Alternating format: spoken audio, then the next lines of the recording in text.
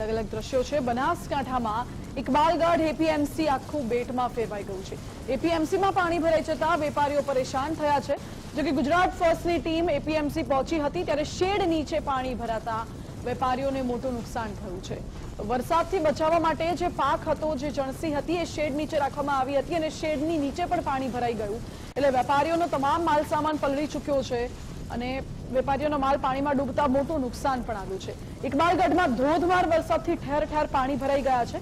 પાણી ભરાતા એપીએમસીમાં 25 લાખથી વધુનું નુકસાન થયું છે। વેપારીઓનું અનાજ પલળી જતા પારાવાર મુશ્કેલી સર્જાઈ છે। અમીરગઢ તાલુકામાં ગઈકાલે મોડી રાત્રે પડેલા ધોધમાર વરસાદના કારણે ઠેર ઠેર પાણી ભરાયા છે। આપ જોઈ શકો છો કે આ ઇકબાલગઢની જે એપીએમસી છે, એપીએમસીમાં ઢીચણસામાં પાણી ભરાયા છે। આ સિઝનમાં બીજી વખત એપીએમસીમાં પાણી ભરાયા છે।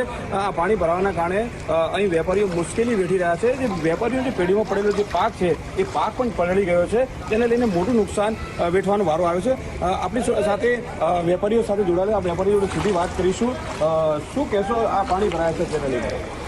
2 તારીખના સાંજે 12 વાગ્યાથી વરસાદ ચાલુ થયો અને સવારે 7 વાગ્યા સુધી એક ધારો મુસળધાર વરસાદ ચાલુ થયો। અંદાજે 6 ઇંચ જેવો વરસાદ ચાલુ થવાથી અમે વારંવાર એલએનટી અને રોડ ઓથોરિટીને વારંવાર પાણીના નિકાલ માટે રજૂઆતો કરેલી છે, અરજીઓ આપેલી છે, પણ આ લોકોએ તંત્રએ કોઈ ધ્યાન ન આપવાથી ગંજમાં પ્લોટોની અંદર પાણી વળી ગયા છે અને પુષ્કળ ખેડૂતોને માલનું નુકસાન થયેલ છે।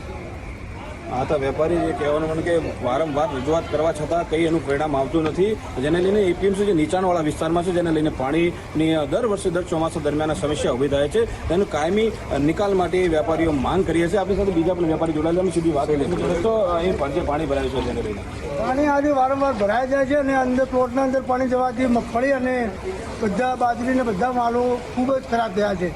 અંદાજે કેટલું નુકસાન થયું? અંદાજે માર્કેટના અંદર 15 થી 20 લાખ રૂપિયા જેવું નુકસાન થયેલું છે વેપારીઓને। તમે અગાઉ કોઈને રજૂઆત કરી છે? પાણીની સમસ્યા કેમ થાય છે?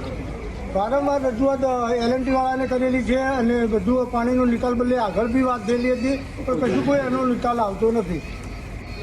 વારંવાર રજૂઆત કરવા છતાં કોઈ પ્રકારનો નિર્ણય લેવાતો નથી, જેને લઈને જે ઇકબાલગઢ એપીએમસી વેપારીઓ છે તે આજે મુશ્કેલીનો સામનો કરી રહ્યો છે અને તંત્ર સામે માંગ કરી રહ્યા છે કે આ સમસ્યાનો કાયમી નિકાલ લાવે તેવી માંગ ઉઠવા પામી છે। રામલાલ મીણા, ગુજરાત ફર્સ્ટ, અમીરગઢ।